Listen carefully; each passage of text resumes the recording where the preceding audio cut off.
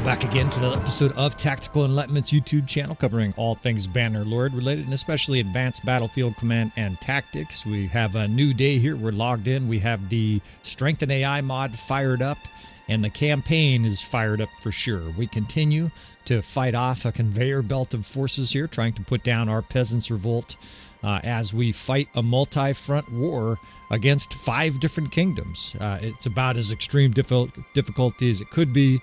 But of course, we are going to introduce more and more of the My Little Warband mod. Hopefully some of these troops help us in the upcoming episodes make some hay against non-stop enemies. Now, there's an Aserai force here that I can't quite catch up to. We destroyed one of their small armies in the previous episode, and their Sultan is just hanging out here. He looks mighty vulnerable to me. We may do a little Sultan ambush here. Now in the south, unfortunately, Sanala looks like it's going to fall. There's 140 defenders there.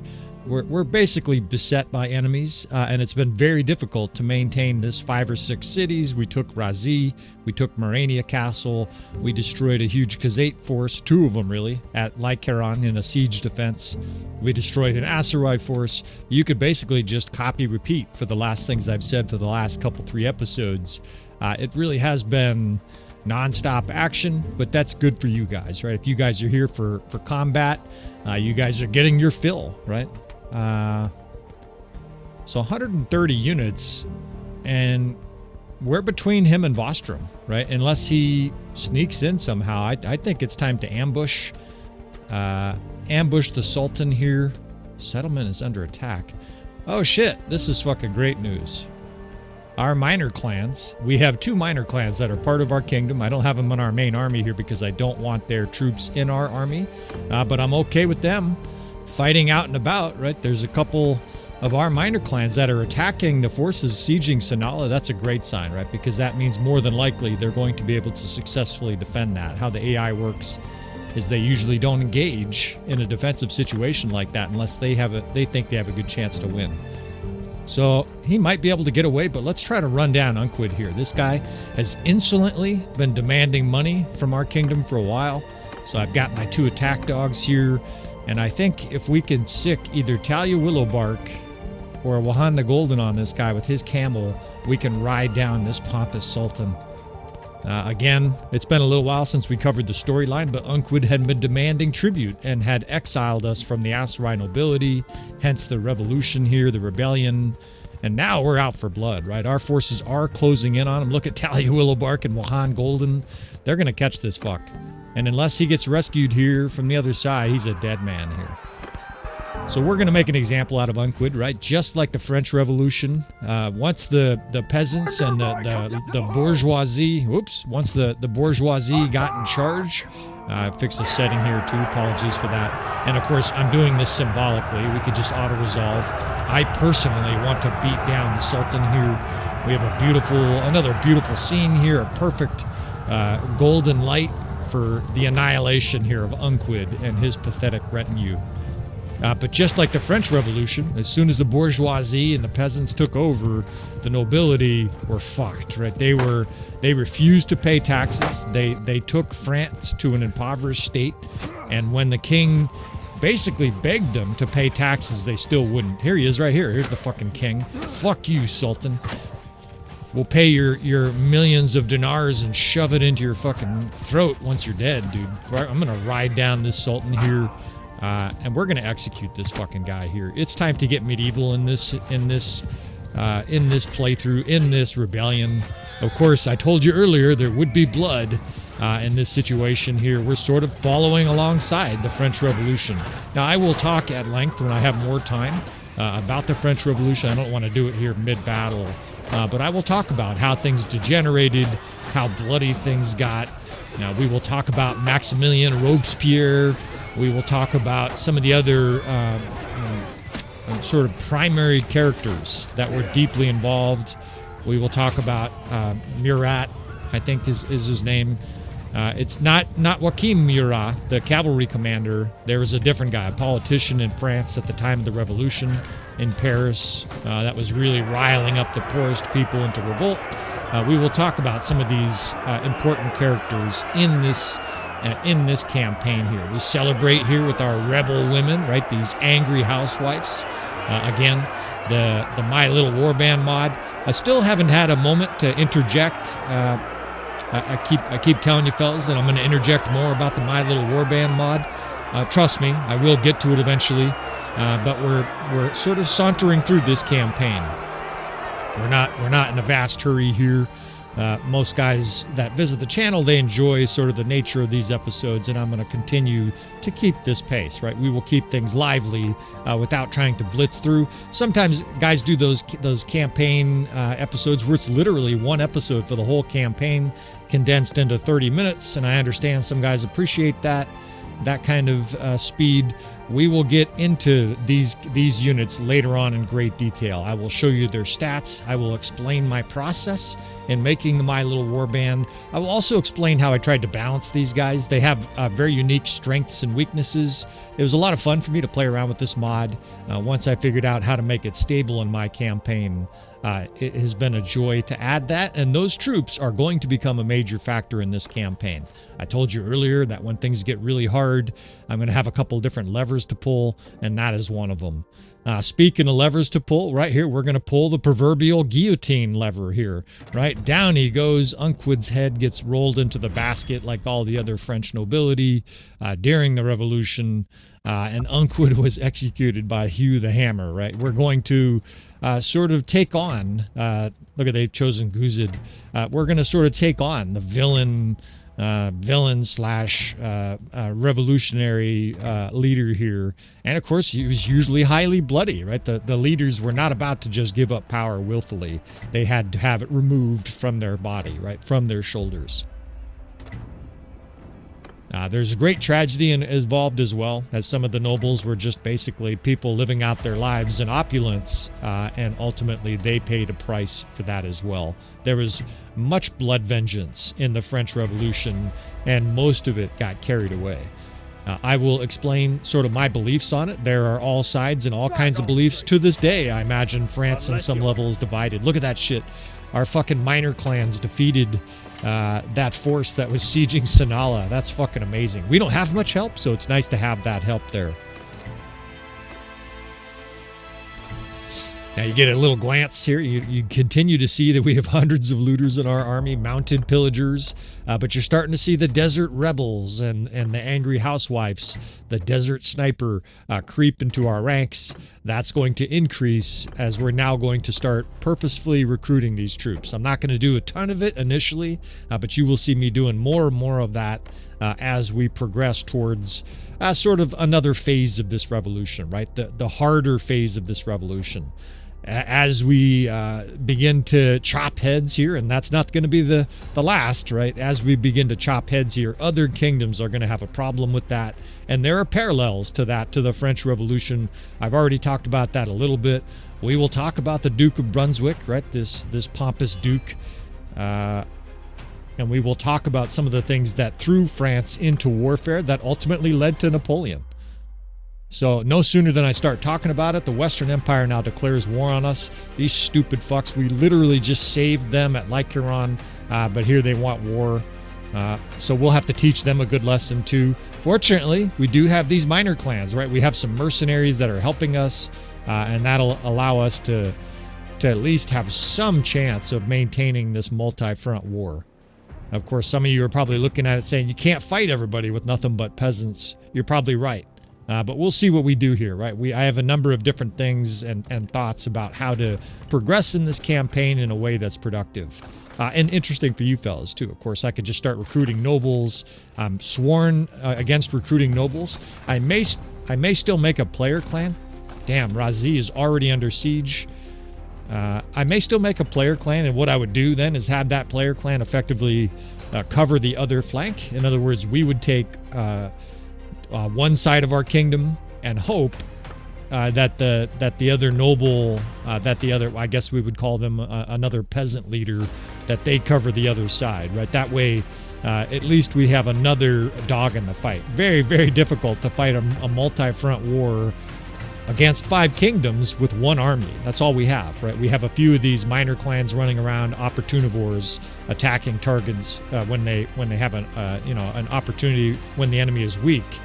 But they're not going to siege, right? These minor clans won't do anything dynamic for us, and they're going to be pretty limited in what they can defend, right? It's not like minor clans can just go in and blow up armies of 1,200.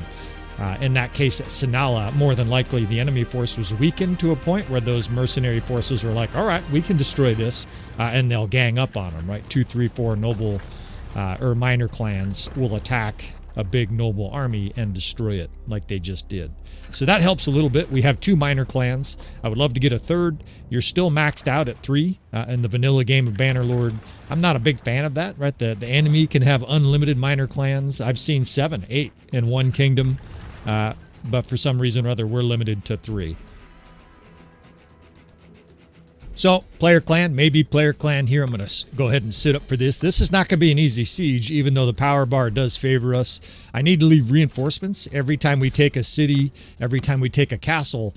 And obviously, I don't have a lot of troops just to leave here and there. It's not like we have this huge army where we can just dump off 300 troops here and be fine. I'm going to continue to be creative with the looters, right? We have these looters and pillagers. I would really love to see a forest bandit army. Sometimes they're 300, 400, 500 strong. And of course, maybe a third of that or a quarter of that is forest bandits. They should join our army. There's a chance they'll fight us. Why is this taking so long? There we go. They should join our army, and of course that'll be enormously valuable if we can get maybe 50 to 100 forest bandits to join the army. That did happen once before this campaign started. If the first episode you're watching is this one, you're really going to be a little lost, a little bit dizzy. But before this rebellion started, I recruited somewhere between 800 and maybe 1,200 total militia, minor clans, bandits, desert bandits, shit like that, so that we could have some chance of success here. You motherfuckers, these guys are pounding us with archers on the wall. Well, we're about to...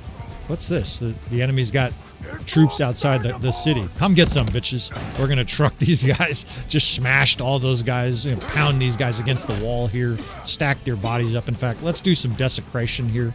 We're gonna be violent in this campaign, right? We're gonna embrace our inner rebel. And rebels were savage, right? Part of the reason they were savage, obviously, is that the nobles that were trying to put them down were every bit as savage, or sometimes, usually, in fact, more savage than them.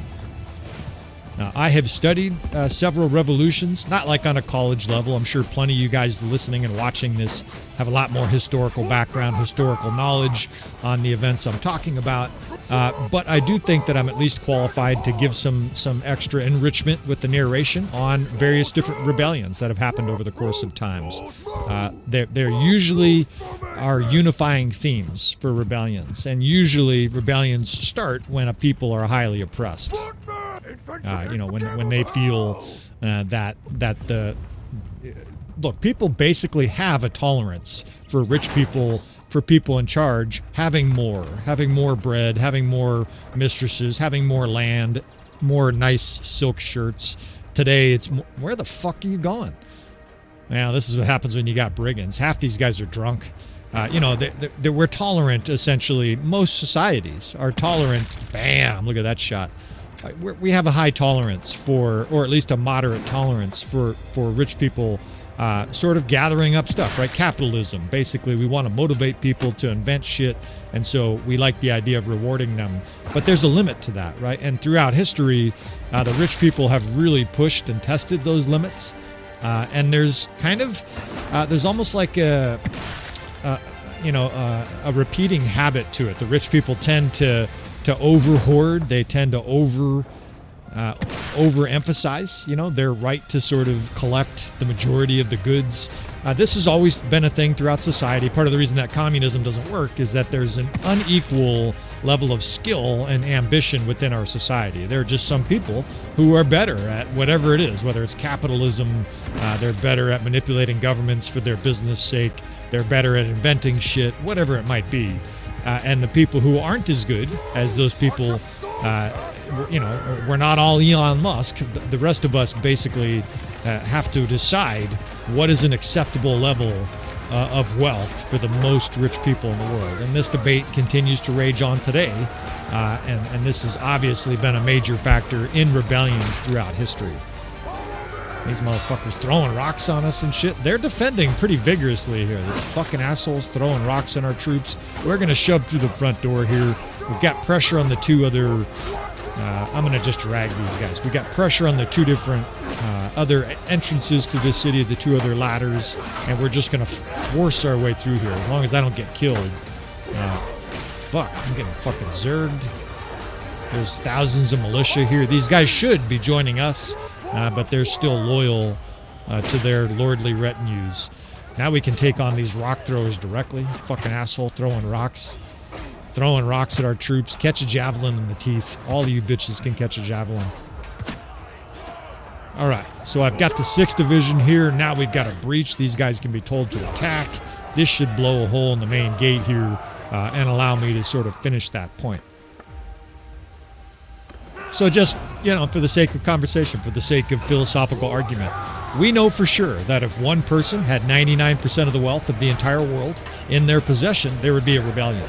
The 8 million of us, or 8 billion, would say, fuck no, we're not allowing one guy to own everything, and the rest of us just get the scraps, right? If this guy, if one person had all the resources, the world would rebel, right? In fact, way before that, it got to that point, there would be a rebellion.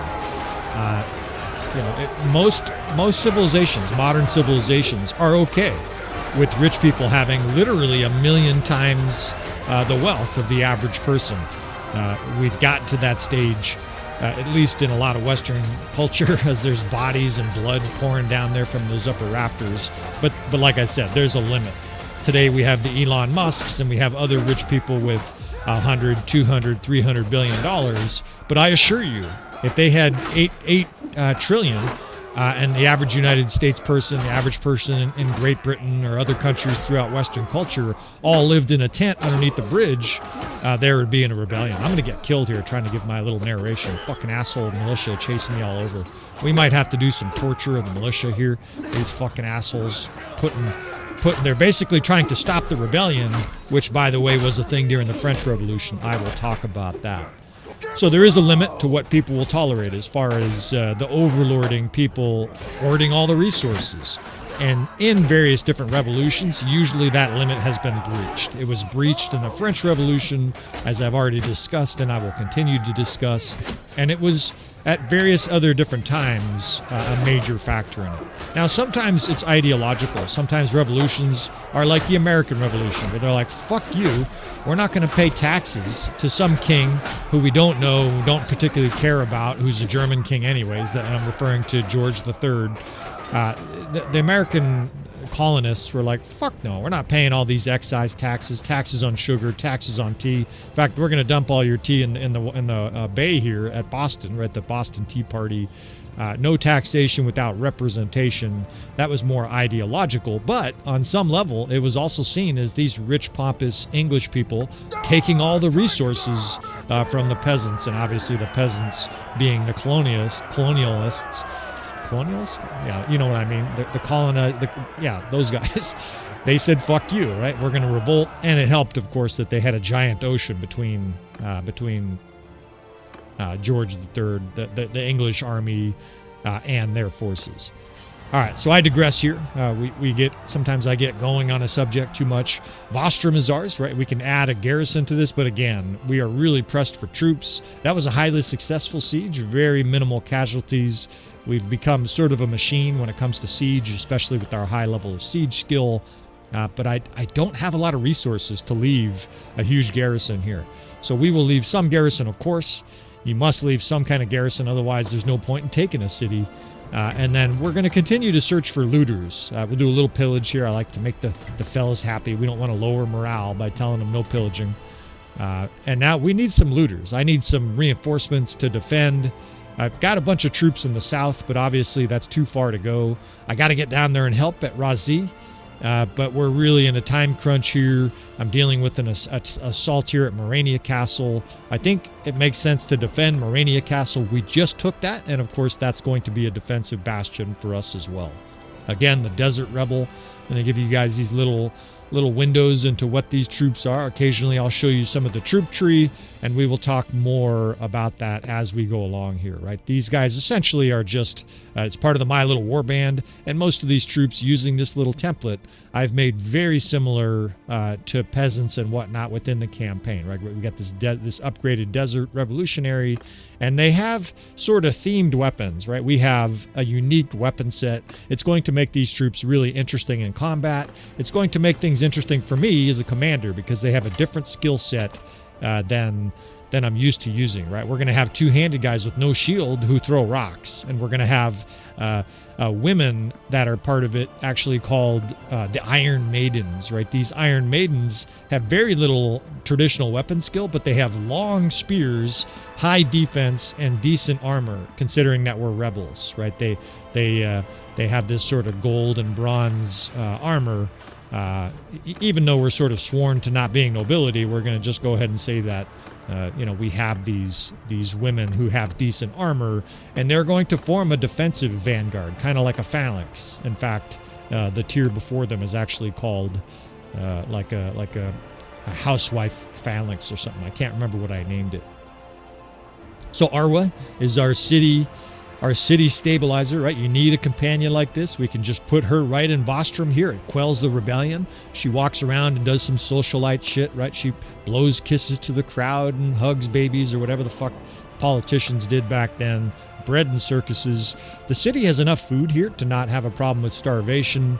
We will pump more onto them, of course, because we want them to build a militia. This is all pretty standard stuff, but I do want to mention it from time to time in case there's somebody watching this who's in a campaign and they're having a hard time taking and holding cities. We're going to have a hard time no matter what here because we're fighting 5 kingdoms. 6 maybe? I'm trying to think who's not at war with us. It's easier to list. Valandia is not at war with us. And I can't remember if Britannia is or not. I don't think Britannia is at war with us. Anyway, so we're at war with lots of different kingdoms. We're going to be under siege here. Money is not an issue, and I can already hear the people in the background. Well, recruit some nobles. We're definitely not going to recruit nobles to the rebellion, right? This is not a situation where we want to add nobles to it. Again, just popping in and out to change some of the music when it gets sort of obnoxious or it's blaring fucking horns. I'm not a huge fan of every single track that's on my playlist, and every once in a while there will be an incongruous song playing in the background. I will just do a little fancy editing and get that shit the fuck out of here. There are times where it's great to have some epic music, and there are other times where it's a fucking a problem. Right? I'm trying to give you guys a narration on something, and some fucking choral opera is just belting it out. Speaking of problems, this is a problem. We are absolutely beset by enemies. It almost seems like, it doesn't seem like it matters how many forces we destroy. More appear on the horizon. Fortunately, this is a relatively weak Khuzait force, so we're going to attack them in the open here. Fuck you. I mean, we just took Vostrum, and here's the Khuzait force. Now, Monchug went north. But we also just destroyed 3 other Khuzait forces. It really is kind of amazing how many enemy forces are out there. But we're going to teach these Khuzait a lesson here. We actually have a slight edge in the power bar, which means this should be a massacre. I say should be, because again, you just never know. When you have 150 looters in your army, hard to know exactly what's going to happen. Now, Khuzait, almost always, when you see me fighting a battle against the Khuzait, you're going to see me switch to a polearm, right? I want a long weapon, a long, quick polearm. Although I'm considering using a couple other polearms, we will also switch our banner here to decrease taken ranged attack damage, because you're going to get shot at, right? They have 70-80% range units, and so it's just a small thing, but it matters, right? Not only is my division protected, but obviously my character is a little bit more protected from archers. Substantially more protected, right? When guys see me get shot in the head for 20 instead of 30, or whatever it is, that's part of it.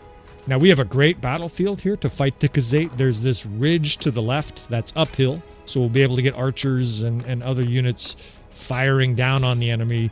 And then I think we'll also be able to use these ridges over here to trap and destroy horse archers. course, the easiest thing to do is just to retreat to the back edge of the map. You're rarely going to see us do that on the channel. We're not seeking the easy way out every time. We're going to try to defeat them in scenarios that would be realistic, right? Manchug, whether it's Genghis Khan or Manchug, in real life, you could never just retreat to the back of the map. They just go fucking further, right? There is no back of the map. Unless you have cliffs behind you or ocean or something, you would have to fight them in a traditional way where they can circle you.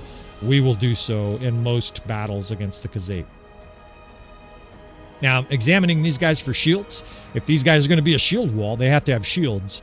And you would say, well, how do you have cavalry that don't have a shield? A surprising amount of our cavalry have no shields because they're brigands, and mounted ransackers especially are the tier 2.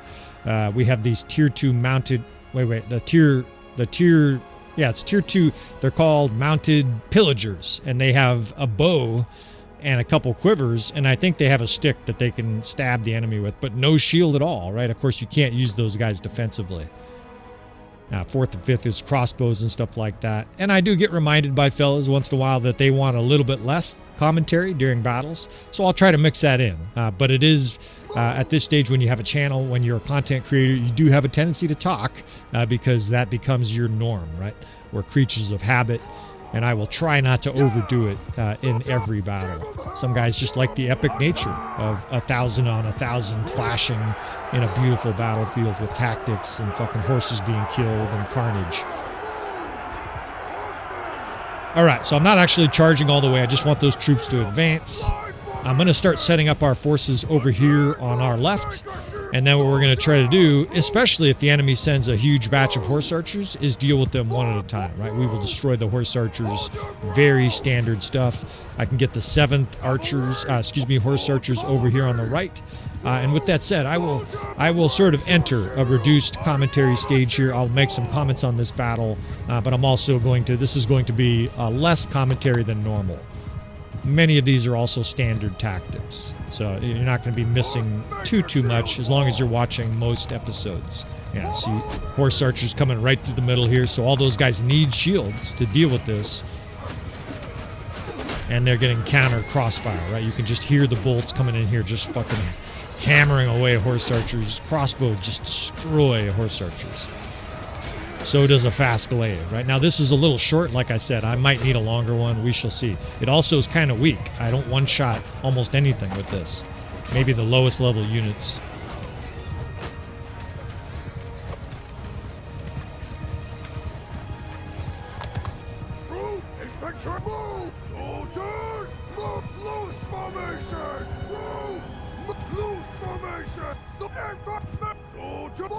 That little lower number on the units is a vital part of it, right? You want to essentially monitor how far away the enemy is, and especially you want to monitor their vanguard. You see those guys in the middle there, they are standing still. That means that their archers and infantry are not engaging, advantage us, right? They really should be combining their troops. Since they're not, this battle becomes a lot easier because we can just systematically destroy their horse archers without any other pressure.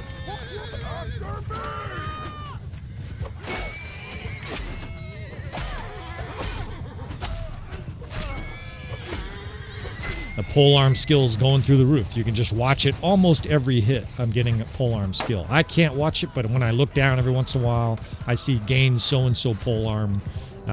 Yeah, we'll be at 200 polearm here in like 3 battles.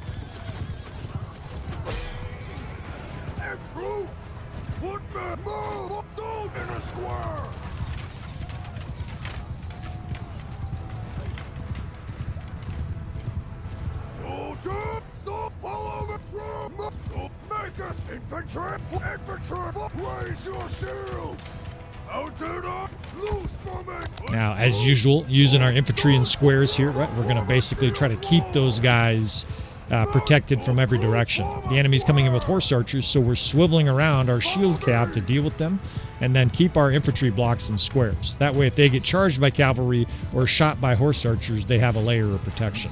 Protects them from every angle.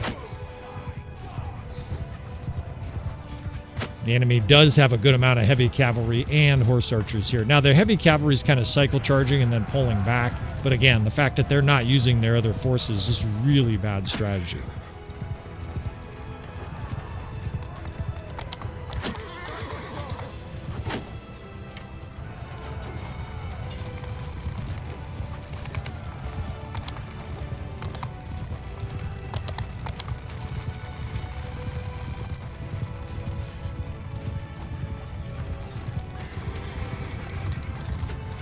So these guys just got trapped. They just ran into our 2nd Cavalry, and you see how badly they get penned up, right?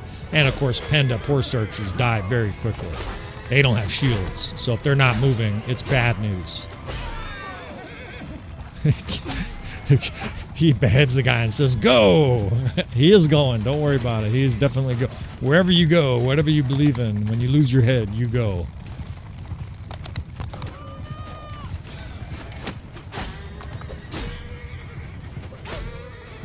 In a way, this glaive is actually too fast. There is such a thing.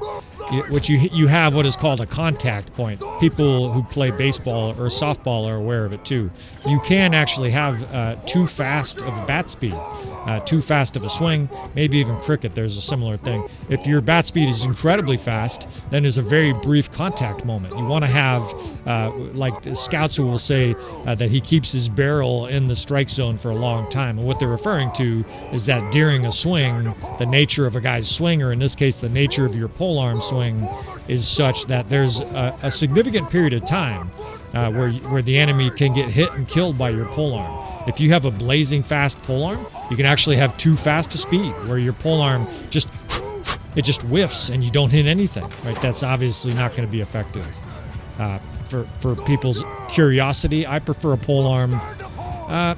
If you have a high polearm skill, I don't have a high polearm skill, and that is part of the reason I've chosen a fast polearm. But normally, if you have 200 to 300 polearm skill, I would say a polearm speed in the upper 80s is as high as you want to go, and you don't want to go below about 75. Now, why don't you want to go below? Here, I'll get this point off real quick, because then every time a Kongsguard counters your blow, you better be ready to parry or you're going to get killed, right? We're going to start backing up our troops here. The infantry is finally broken out, and so we're going to enact a kill box here. But again, I'll remind myself that we're going to do a little bit less narration here. I'm just going to surround this Khuzait force, and then we'll attack them in multiple directions. Help these guys out here a little bit, and then I will try to shut the fuck up a little bit more. I'm just going to mix these in occasionally where it's a less narrated battle.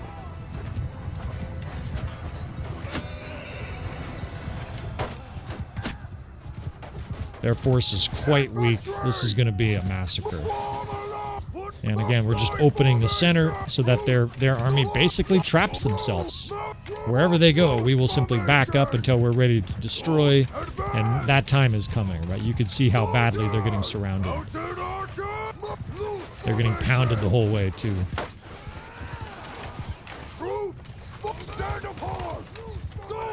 Horse archers go behind them, and it's good night, Irene, right? We're collapsing both ends here.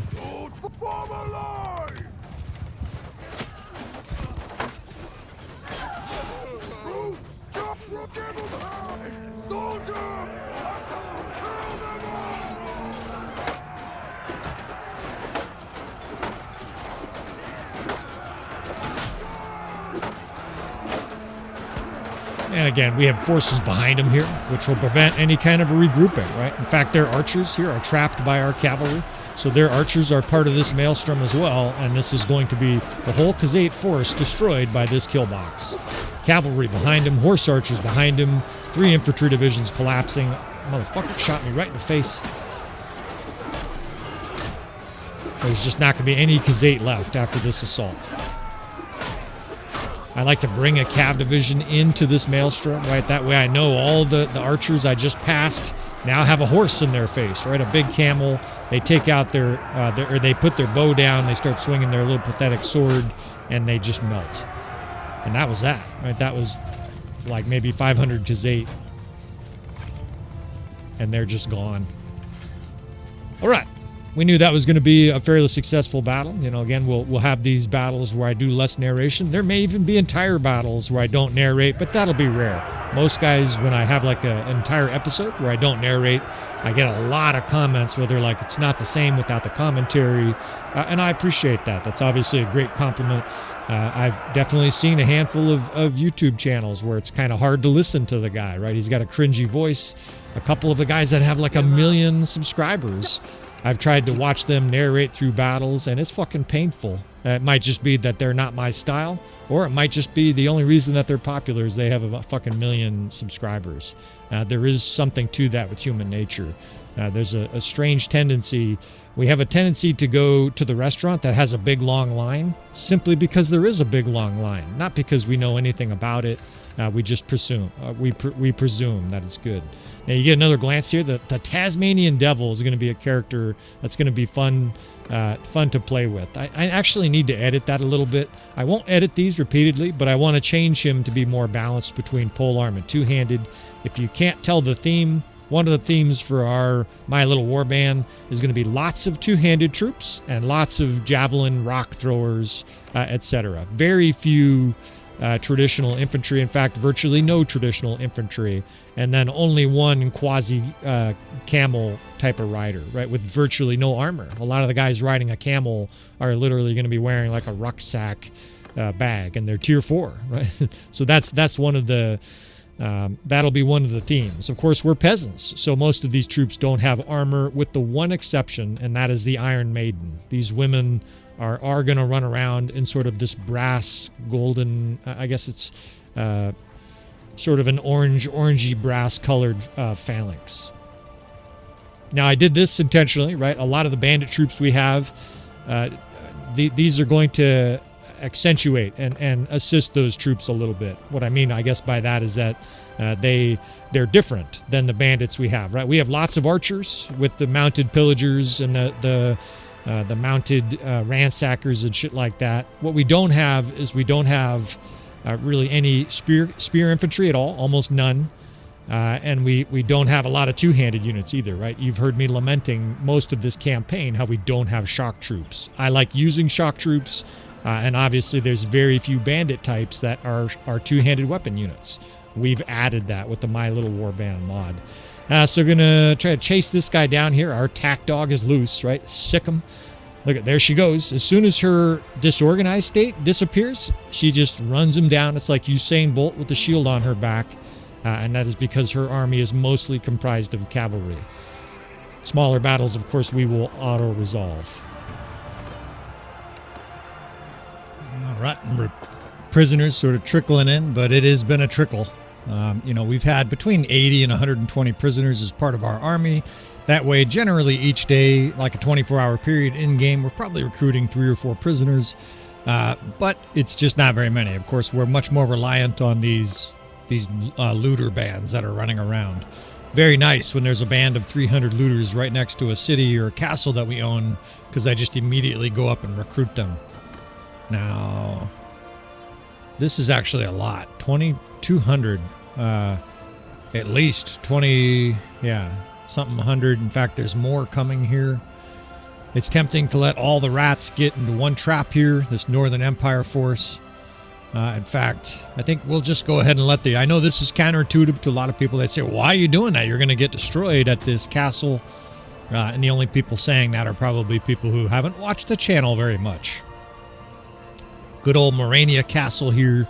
We should be able to dispatch in a disastrous manner this Northern Empire force. Disastrous for them, right? In fact, I think this is a good battle to do what I would consider virtually no micromanagement. In this siege defense here, a lot of times I don't even show siege defenses of this castle layout anymore because it is such an easy castle to defend.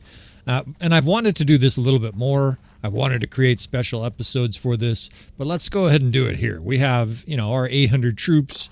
There's barely 100 inside. We're going to lose 128 by sneaking in here.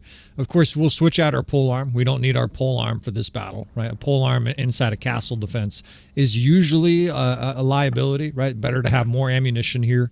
Now with all these javelins, 3 stacks of 7 javelins, right? We're going to have like 60 for this siege defense, and we'll also go with melee damage, right? Decreased taken melee attack damage. I talk about that all the time. We're way more likely to be engaged in melee inside this castle because, of course, we're going to defend the courtyard. Normal player damage here. And like I said, we're going to try to set this defense up here so that it's autonomous. And what I mean by that is literally you can set your troops up, especially if you're using the battle size mod like this, where you're not going to get reinforcements you have to guide around. And we shouldn't have to do much at all except watch the enemy die. So they have a bunch of archers on that side. I still want to put the 4th on the left on those walls. I'm just kind of I'm playing around with the idea of also doing a secondary defense for this castle sometimes, but I don't think we'll do it here just because of the size of the attackers. If there were 1,200 attacking, we would try a secondary force because we'd have the ability to recover if things went badly.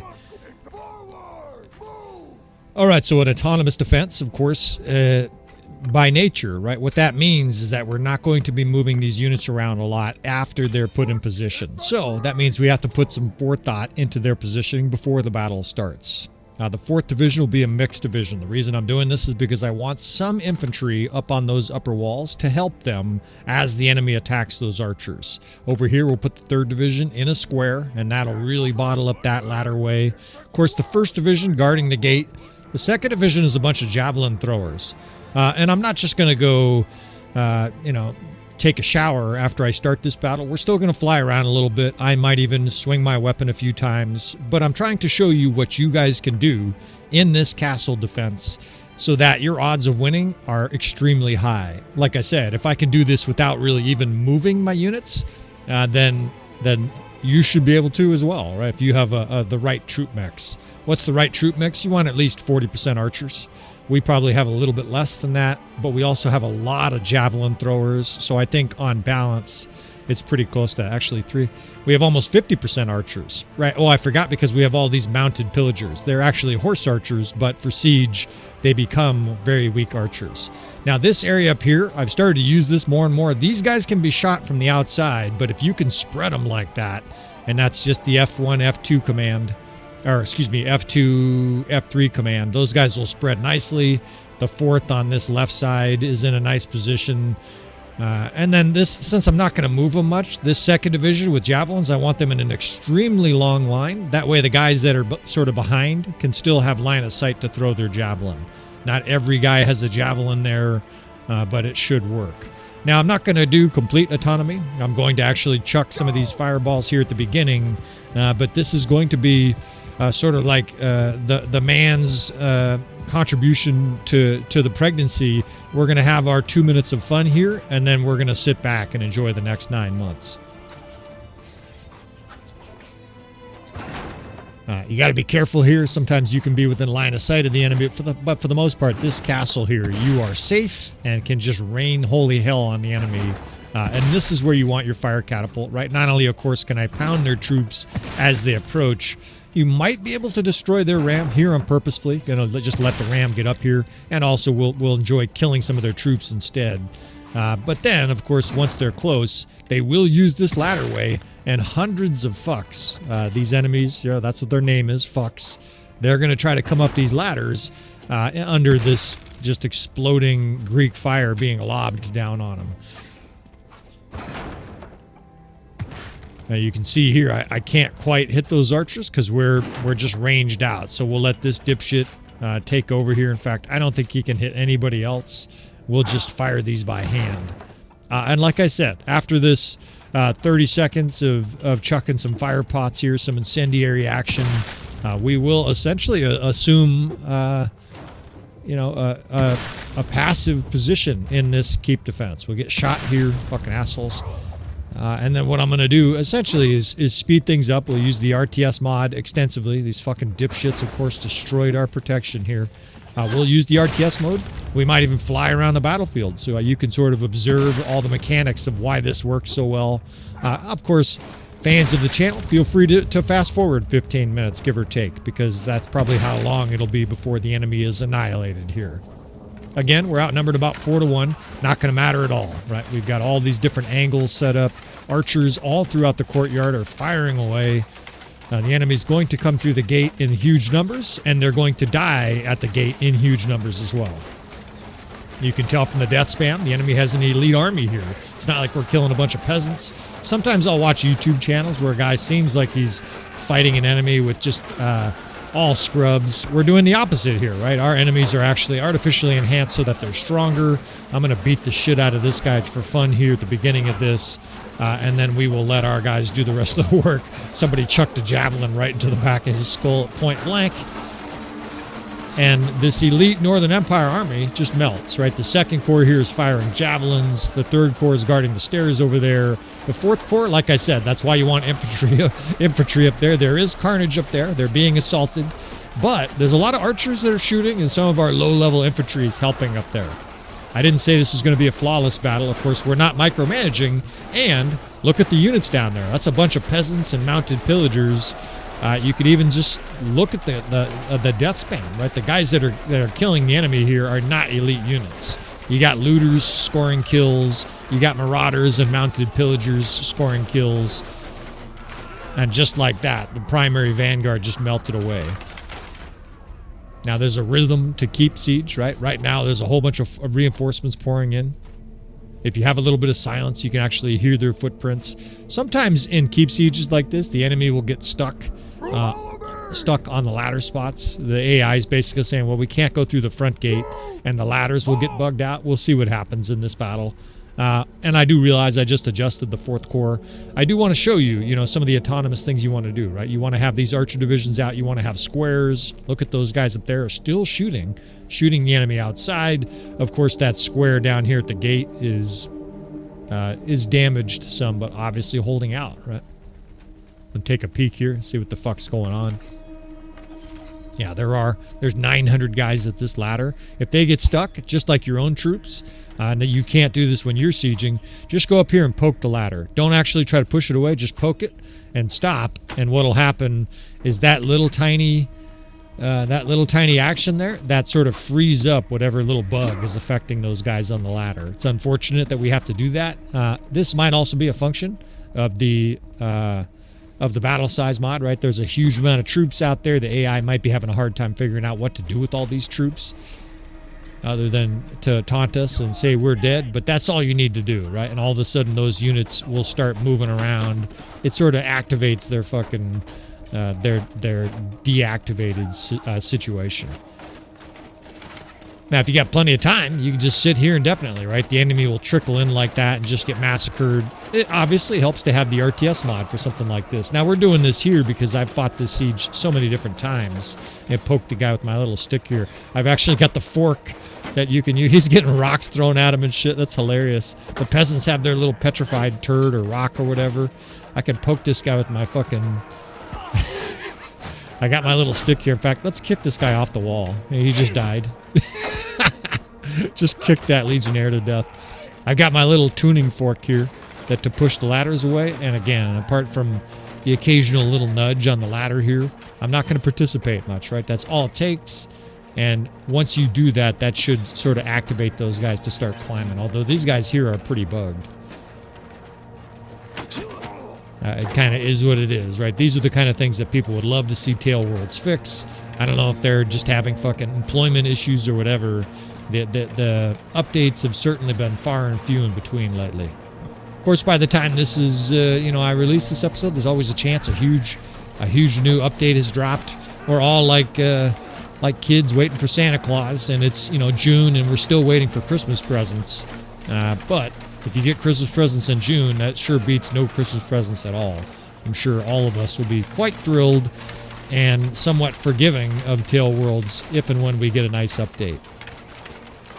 Some people, of course, don't believe there's ever a significant update coming. They just think that Tail Worlds has packed it in. They're going to collect their money from this game and then never come back. And that's certainly a possibility. From a philosophical level, that's something that negatively affects our world. And what that basically... Oh, shit. Almost get killed here, falling off the wall. One of the things that happens, especially with what I consider hyper-capitalism, American capitalism, where it's just absolutely the only thing that matters is making money. One of the things that happens is you lose... there are parts of society that are clearly negative, and a great example is movies. People have noticed, right? Even you young guys maybe have noticed that there's absolutely non-stop sequels, and fucking Spider-Man 6 and Batman versus Spider-Man versus X-Men versus Wonder Woman and fucking all this shit. The Marvel series, the DC Comics series. That is because, by and large part, these companies are owned by giant, powerful companies like, what is it, Warner Brothers and shit like that. They're basically owned by gigantic conglomerate companies, and what these companies do is the same thing that most giant conglomerate companies do. They sell out to the absolute last ethical mark to make as much money as possible. Right? They don't care how they do it, sometimes even unethically. And unfortunately, what that means for things like movies is that they will, at the loss of originality, they will make more and more sequels that just have no plot at all, total regurgitated fucking plots. They really are lacking in originality. It's just sort of regurgitated shit over and over again because they keep making 400 or 500 million, with Batman 12 and shit like that. And that's a loss for most of us content consumers, right? Instead of getting original material, these companies are doing that because it's the best way to consistently make money. And that's quite unfortunate. I mean, it is human nature. It is how capitalism works, but it's not without its negative parts as well.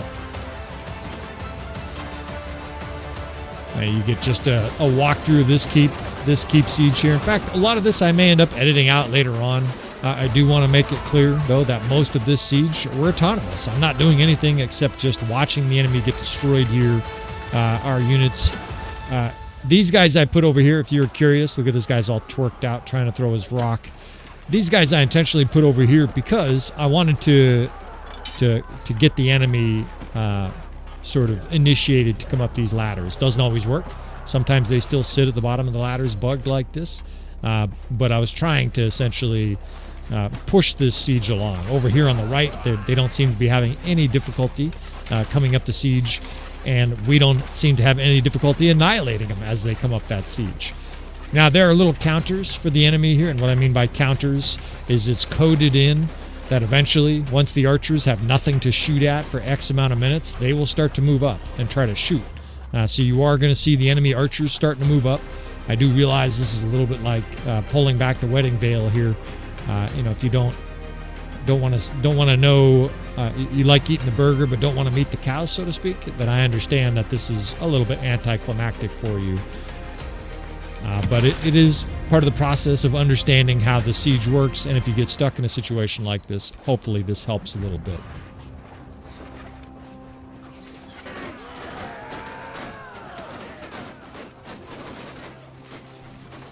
And they still seem pretty stuck over here, although, yeah, a bunch more forces just rushed in. You know what they're doing? They're continuing to pile up on the ladders. So I think here before too long, we're going to try some tactics here.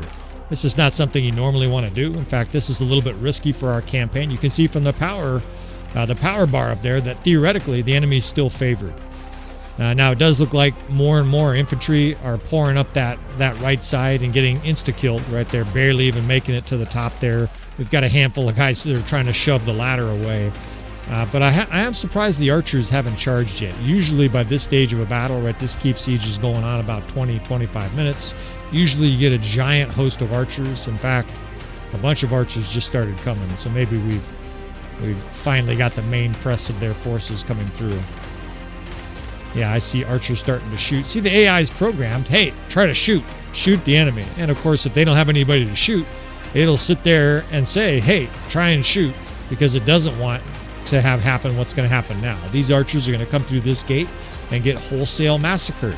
Right? This is going to be extremely ugly for them. Now, to be fair, even if the enemy comes up these ladders correctly, tries to zerg correctly, they're actually trying to gather a bunch of troops in the gatehouse to charge us. Even if they do everything they possibly can to overcome our defenses here, there is none. Even a human player would have a hard time dealing with what we set up here, because if I was playing a human player, this second division would be my plug, and it would be basically a division that I shove into the gatehouse as a square. And you can do this against the enemy too. If the enemy shoves in a bunch of troops and then they ignore your square there on the left, then you just shove this second corps right to the gate and make it so they can't get in. Right? And then of course your guys rain arrows over the top of those guys and the enemy gets mass immolated like this. So it really is a checkmate situation. Obviously, checkmate refers to a situation where it doesn't matter what move you make, the game is over. That's the same thing that's occurring here. Your job as a commander in a keep siege is to develop this situation where the enemy's in a checkmate, set up the pieces on the board so that no matter what they do, whether it's an AI or a human player, the death spam looks like that, right? And of course, with the help of the RTS mode, it's going faster, but that's what you want to see, right? You want to see this 10 or 15 to 1 KDR. I hear more footprints, right? So there's even more dipshits coming in for the slaughter. Now we're down to middle-tiered archer, middle and low-tiered archers, and they don't even get into melee, right? They come through the door, and it's a liquefaction process. So, again, I'm showing you this Keep Siege, the whole thing, and again, I'm probably going to narrate out considerable parts of that because there were some parts where the enemy was basically just like this, kind of trapped on the ladder. In fact, we're going to attack these bitches. A lot of the archers are jammed in there and can't see. They're losing a lot of their archers that are trying to charge through the gate. Over here, they've got a few archers at the edge, but it's mostly infantry. So what I think we can actually do here is ambush the enemy. If you're in this situation and don't know what to do, you can just send your troops out in a way that's tactically intelligent.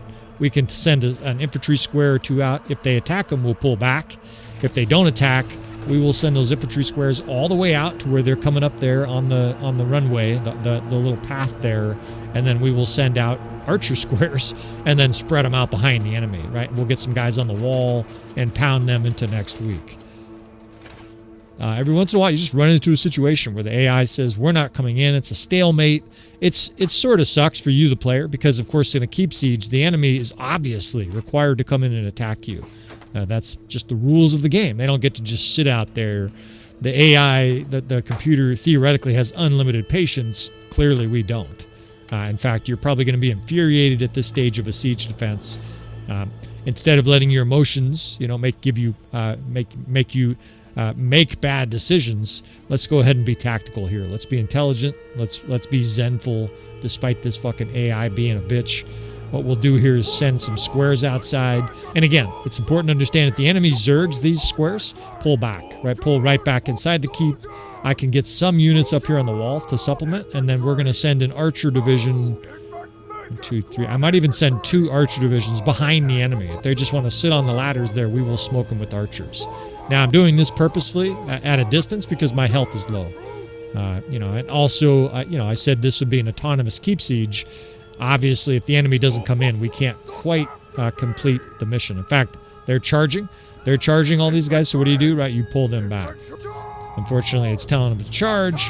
What do you do with that? You tell them to fall back. F1, F5. If it gives you that terrible UI problem, you can tell the guys to form a square and then pull them back. You see all our ladies down there with their prom dresses. We can pull these units back through the gate, and then any enemy that pursue them gets annihilated. Right? We're losing some troops as we come back through the gate, but we're going to be able to save most of these troops from annihilation. Oh, shit, I got 1 archer division that is sort of irrevocably sent outside. Hopefully we can get that past the enemy. You see how they're spreading out down the hill. That's actually going to work out because the enemy is leaving them alone. So we'll just be able to tell those guys to stop, and they're going to be able just to smoke the enemy en masse. We've got a few guys up here on the walls, archers behind them. Now they're getting counter shot. The enemy has some archers that can still shoot at those guys, but not very many. It's mostly infantry. And the death spam is going to start, right? All those archers down there are going to start shredding the enemy from behind. The enemy is obviously in a very bad state now. They are trapped. They've got forces behind them. I can get other archers set up at different angles on them, and this battle is going to be over pretty quick.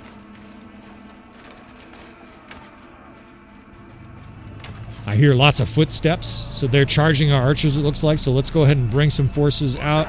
That cheer right there is almost always the sign that the battle is over. And indeed, the enemy is fleeing. You've won the battle. The AI did some calculations. Oh shit, now they're charging. Let's go ahead and fight these fucks. Why? Because these troops will all retreat, and I'll have to deal with them still. So these Northern Empire forces are going to try to retreat. We're not going to let that happen, right? We're going to kill as many of these guys as we can. They should break, too. Once we get forces slaughtering them, like that's what's happening here. We've got these archers mowing them down as they try to retreat. In fact, we might want to try to get these archers off to the side. These archers are going to get shredded. We now have infantry squares out here. I'll have another archer division that we could spread out on our right here. and the enemy is going to be fully pinched between these forces. They're breaking again. They're not charging our archers. They're trying to get out of here.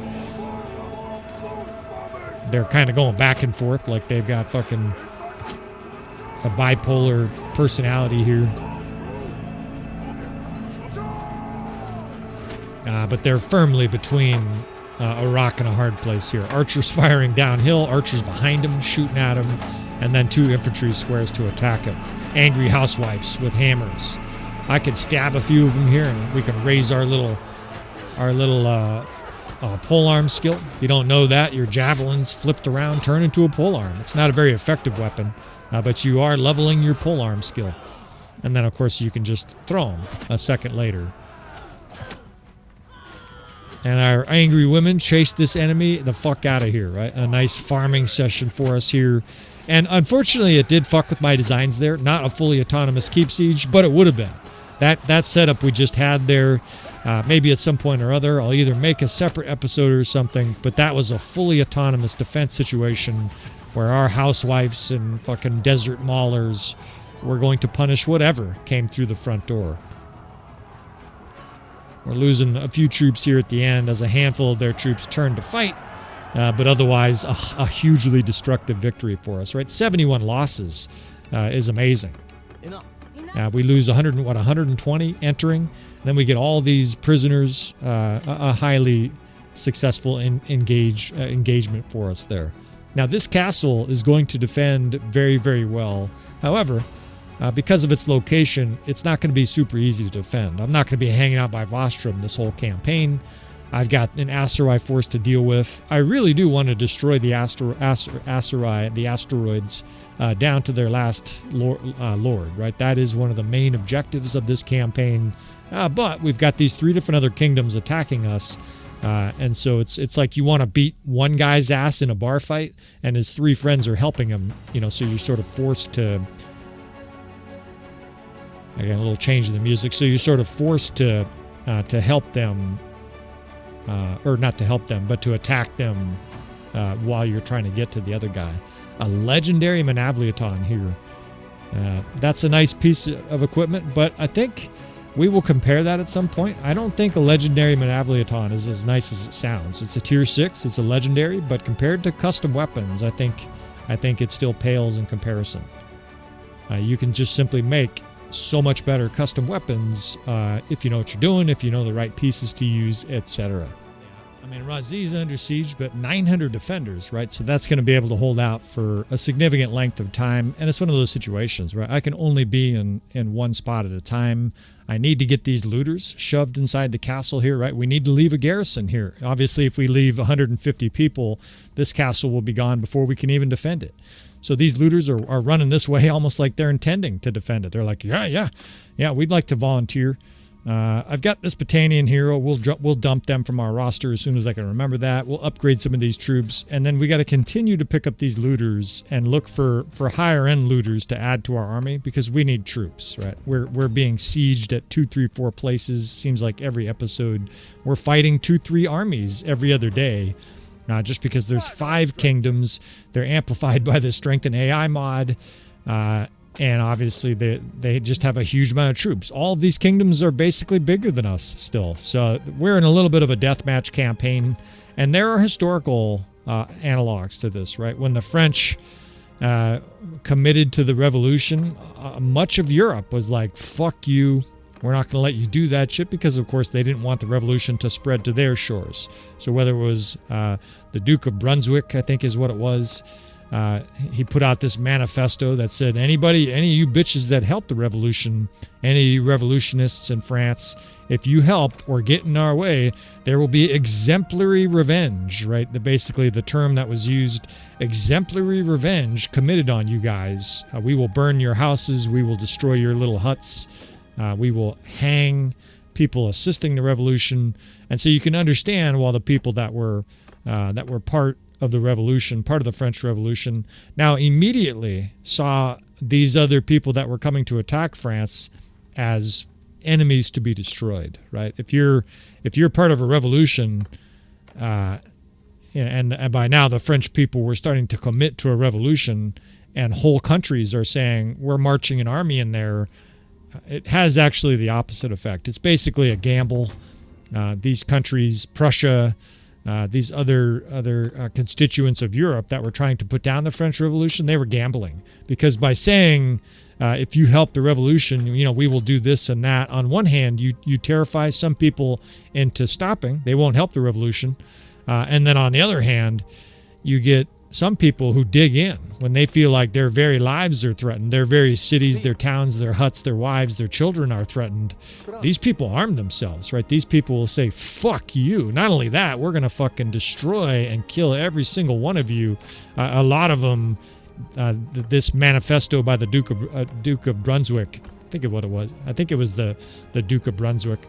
This guy, he basically inflamed France to the point where they're like, oh, you motherfucker, right? Now you get absolute all-out war. We're going to go crazy on all you bitches invading France, right? They created that famous war song, the Marseillaise or whatever it's called. There's just a famous song in France. Of course, I don't speak French, so I won't be able to sing it to you fellas.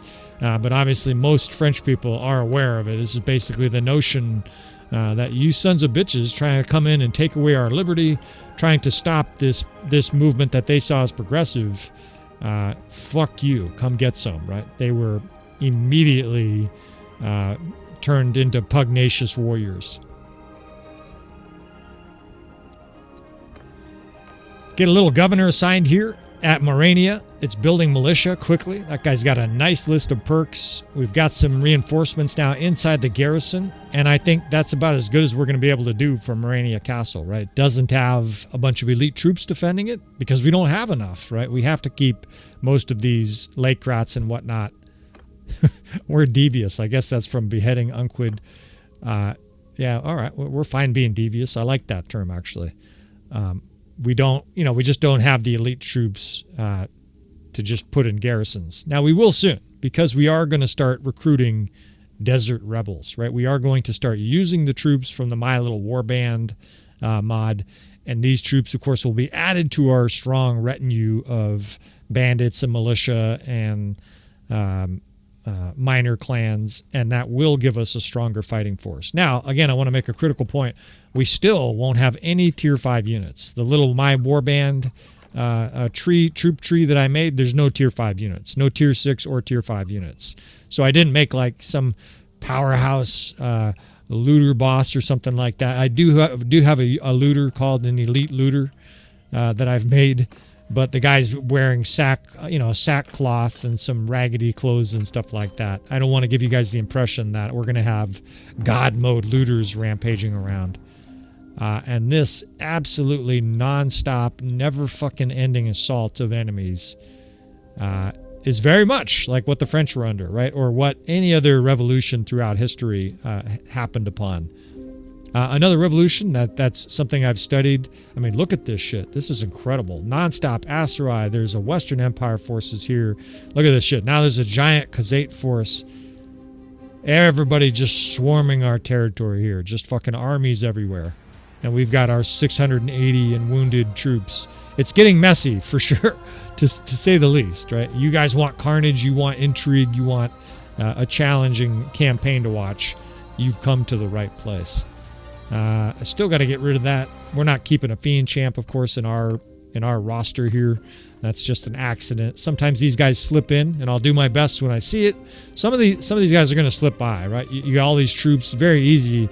In fact, I can't find him. Here he is. To get one Fiend Champ, he just slips in, right? We'll remove those guys when we can catch it. That's not going to be part of this campaign, but sometimes they are going to sneak in, right? That's just going to be a thing. Razi's under attack again? That's Razi being defended by our minor clans again. That's amazing. So again, another situation where our minor clans are helping us. They're not forming armies, but they're out there in significant enough numbers. Yeah, I can't fight that Khuzait force. Not right now. In fact, I'm in a little bit of a quandary about what to do here. There's an Aserai force. I can't tell where they're going. But this is Kanar of the Beni Zalal. Those are our troops. So it says it's being attacked. That's just a poorly written message there. That's our forces defending. Razi, which is amazing. They already helped us once in like an hour ago, helped defend Sanala, and now they're helping at Razi. So those mercenaries certainly earning their pay. Now this force here is sizable. I just want to do a little bit of healing here, and maybe we can attack this, right? Like we've got some injuries. The other thing I can do too is I can take these groups here. You notice how she has 0 injured troops and I have 86 on the main character. I could take some of her healthy troops and then we can give her some of these injured troops. And this obviously serves 2 purposes. Not only will these troops immediately start to heal on them because evidently her hands are free, she's not busy, but she will gain healing skills, right? This is a good way to constantly have your healing companions, your other companions that are leading armies, continues to develop their skills.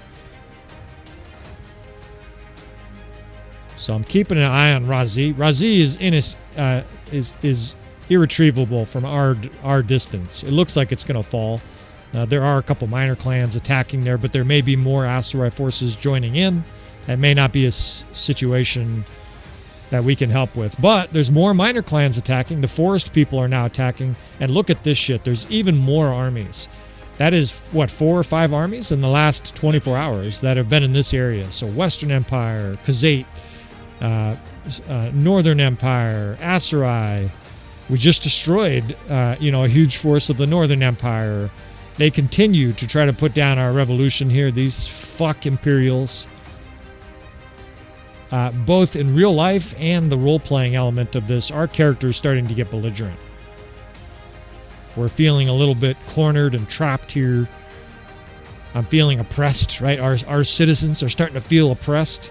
And as all of Europe discovered after the French Revolution, when you try to oppress people that have been oppressed for centuries, when you threaten the lives of millions of Frenchmen, when you invade their country during what they feel is a private matter, right? The adjustment of the societal structure of their corrupt system. When you invade from another country, they attack. It is on for war, right? And that's what we're going to do here, right? We're going to start getting medieval on these bitches. Razi's in a chaotic siege down there. Morania is under siege. An insolent Western Empire fuck is sieging Bostrom. Another one's going to join them. You know what we're going to do? We're going to attack these bitches. Just like the French people, we're digging in here. This is going to be our Battle of Valmy. Fuck you, Thukasis, with your stupid-ass fucking name. He actually has a relatively weak army. He's got a bunch of Tier 2 and Tier 3 units. Let's butcher this fucking guy here. Teach him a good lesson, and then we're going to destroy the forces attacking Bostrom there. Fuck it. We're going to fight them all. It'll make interesting watching for you guys, of course. Every single one of these battles is kind of do or die. At this stage, too, there's a good chance that Hugh the Hammer, if he gets captured in this campaign, is going to be executed. Right? We've already executed Unquid. I assure you there will be more executions coming as long as we win battles. Right? This battle is not going to be easy. They're almost twice our number, and we don't have any Tier 5 or 6. So we'll see here. Now we'll do this traditional switching out. Anytime we have an open field battle, I'm going to switch to my polearm, and then I like to use this decreased take and ranged attack damage, but I think either are okay. It depends on the situation. We'll leave this with decreased take and melee attack damage. I think there's situations where the enemy has a huge amount of archers where ranged is better, so we'll just go into this battle with a ranged one, but I think that's either way, right? You just have to know your weakness, right? If you're using a decreased take and melee attack damage, much easier to wade into battle. In this case, that's exactly what I'm planning on doing. Now it's a shit spot here. We're kind of pressed up against the water. I do have this little ridge here protected by rocks on the left we can use. And this is one of the most fun parts of Bannerlord, is being just chucked into difficult situations and trying to figure out the puzzle. I'm a tactician. My brain loves a challenge like this. We're going to figure out some way to win these fucking battles and persevere. And it's one puzzle after another, right? It's like a ladder tournament. We've got to defeat this opponent to move to the next round. So one step at a time, but each step along the way, of course, we're sharpening and refining our skill set. Our companions are gaining levels. We're getting our My Little Warband characters, right? They're turning from angry housewives into rebel women phalanx with spears and some a decent skill set. So it's going to be fun for me to try to navigate these difficulties.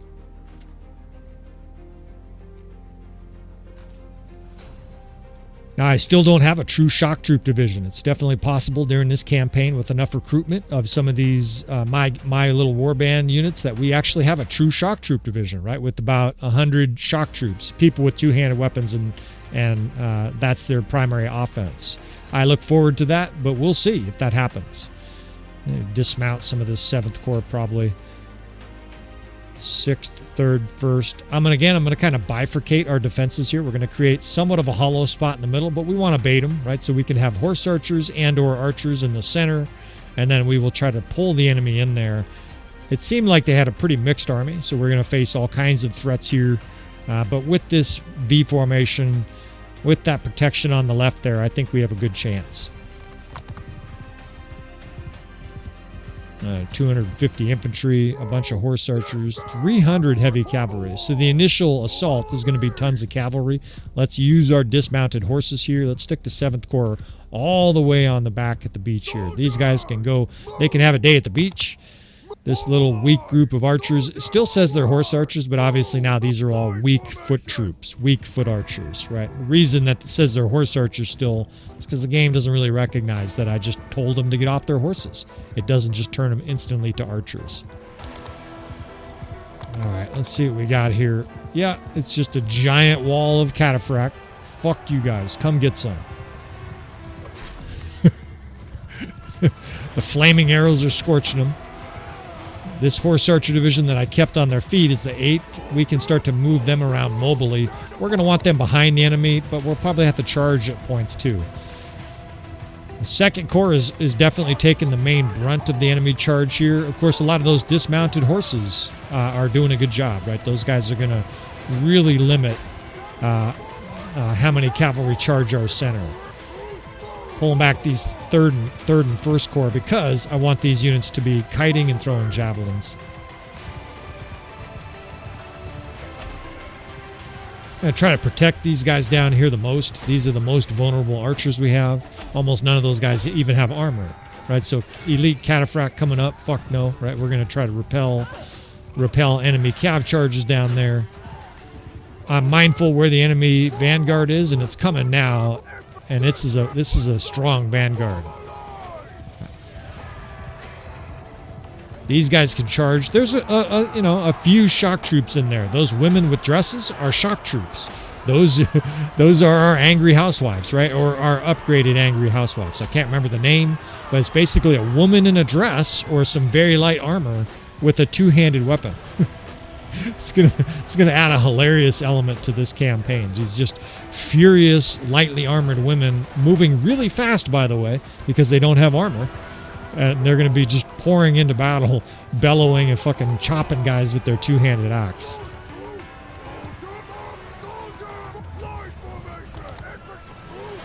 This division is pressed totally at the back of the wall here. Of course, starting so deep in our own territory, that's one of the big disadvantages. We don't have a lot of room to kite. So this heavy cav division is causing a lot of losses. Their vanguard's moving in for the kill here. This is a problem. We're going to have to attack this in a combined manner. You can only kite so long. As usual, opening up the side flanks so that we can pour in here, and I'm going to join them, right? All these infantry here, my guys need me on the ground as they collide with our 1st, 3rd, and 6th. And these are really weak troops. You can just see our 3rd and 6th is especially weak. We're going to be leveling these guys, but man, it's just not strong. Not yet.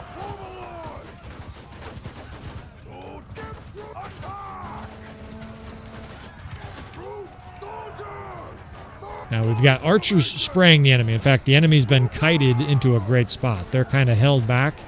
Now that they're sort of regrouping, they're not getting anywhere, right? Let's close the vice on these guys. Let's make sure they can't get out of here. the 6th Corps closing in on this side over here. Archers are behind him, archers and horse archers. And before they can get their bearings, let's bore in here.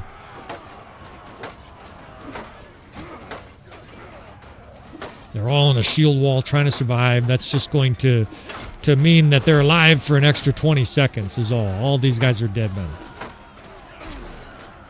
You're not getting anywhere, bitches. Sometimes I don't know why I bother with javelins, right? I can just one-shot everything with my hammer. Sometimes it makes sense just to go through with the hammer. The enemy's trying to regroup here, so let's get aggressive, right? Anytime the enemy's sort of in between, their forces are backpedaling, you want to attack.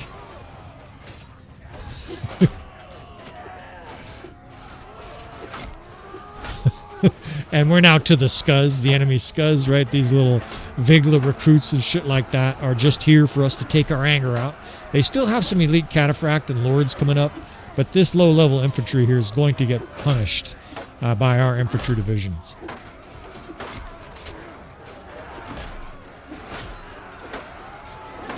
It's bloody. We're outnumbered 2-1.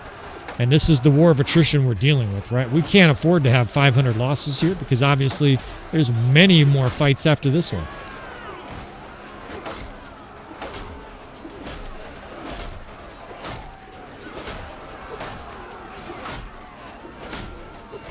Their cav is coming up. Their archers are trying to cross the field here. I don't know if they're fleeing. They look like they're attacking in melee. We're all right with that. We're glad we're not being shot at by fiend champs. I'd much rather fight these guys in melee. I think they're routing. Oh, no, they just attacked. I just got cut down. All right, we got our little archer here. We'll move this guy up.